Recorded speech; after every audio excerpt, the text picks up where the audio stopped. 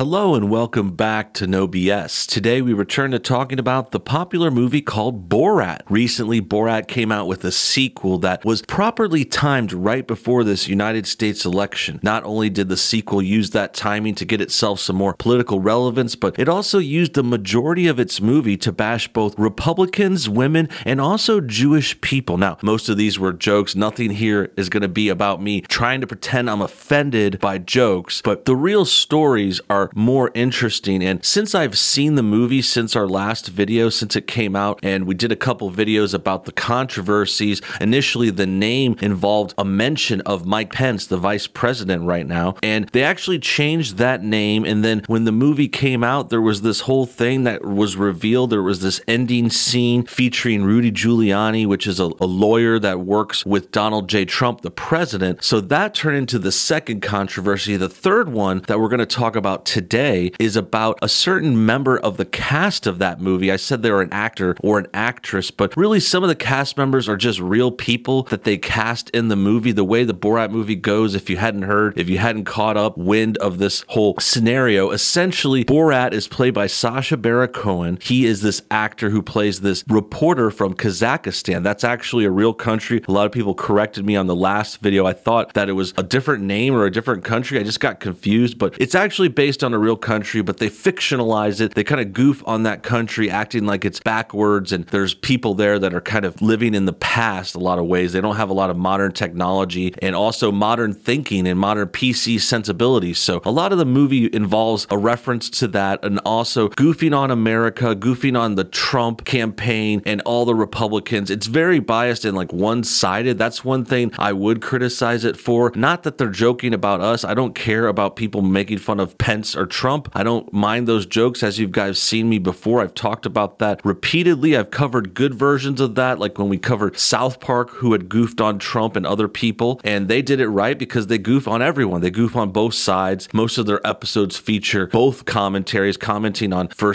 example, Hillary Clinton and the Clintons. Sometimes they just feature Trump. Sometimes they just feature Democrats. So that's not a big deal. But the problem with Borat now versus Borat about 10, 14 years ago was when the last movie came out, and he goofed on more people back then. He was more fair and balanced and goofed on everyone. This one obviously has an anti-right-wing tilt, and that's what I got out of the movie. That's what I saw. It was pretty funny still. It still got me to laugh a few times. There's some great kind of one-liner jokes in there, but overall, it's a watered-down version of the original movie, of the original character. It's not all that impressive, so the review is really not much more than that. That's all you can really say. It's a fun movie. It's worth a watch, especially if you like the character or the actor. It'll give you some interest, but if you don't, if you're not into this kind of comedy, if you're not into this kind of joke, the way he does over-the-top voices and over-the-top characters and just the whole setup, and then you won't like it. If you didn't like the first one, you won't like the second one, obviously. Regardless, let's get to the news story. Now we have another story coming out of it. As I said, there's a third controversy sparking up here. It says, a woman who appeared in the new Borat film said she felt kind of betrayed by it. We'll explain the latest controversy and its cause. The more in the article, it says the Borat babysitter had no idea the film was satire. So she kind of got duped. She kind of got played by the premise, and that's kind of something that happens in these movies. That's the whole way this movie goes. So here's another article featuring that story. It says Borat sequel fans raised $50,000 for unemployed babysitter duped in Sacha Baron Cohen film. Jean Z. Jones says she thought she was filming a documentary and was paid $3,000 for her part. Now, that's not a bad payment. It probably just took her a couple days, but it does kind of pale in comparison to something like what the actors would make. Like, I'm sure this main girl actor made tens of thousands of dollars, maybe even more, maybe $100,000. I'm sure Sacha Baron Cohen got many millions of dollars for this. And yeah, he's a big actor. He deserves it. He's earned his paydays. But the point is, they dupe this lady. She feels betrayed by the film, as we saw in the original tweet. And that goes along with the premise. I mean, a big part of the Borat movies is them having these characters. They interact with real people. It's got this kind of prank vibe to it, this kind of reality TV show vibe where they actually interact with real people. There's some other actors involved too. It's kind of hard to see who is who sometimes because some of it's staged as well. But obviously, this woman seems like she was hurt. She didn't realize she was in a movie, in a satire. She thought she was actually helping this girl. To explain the premise a little bit, not to spoil too much, don't worry, this isn't a movie that has a lot of plot twists and turns. You're not going to worry about spoilers, but essentially there'll be some soft spoils of this section, which basically Borat goes to work, he drops his daughter off at this babysitter, and they have this kind of interesting exchange. The babysitter tries to help the girl because she's obviously been living in this sort of male-dominated, oppressive country. She very much caters to the men there. That's the kind of joke they make about Kazakhstan and people that are regressive and living in the past like that. They're joking and saying, oh, they treat women like they're children or pets or something like that. And the woman is really nice. She's really sweet. I remember her specifically. She has a good part in the movie. Not a giant part, but significant because, yeah, at the end, she starts to talk to the girl and she gives her advice. She tries to help her. She tells her that she can think for herself. She can make her own decisions. She's very, very sweet. She says that the girl's beautiful. She doesn't need to do this or that like her dad says. And I think that's the part that really gets her and really gets people too. That's why she's able to raise more money. Like people wanted to donate money to this lady because she's really nice. She's this Christian woman with great values and she's trying to advise the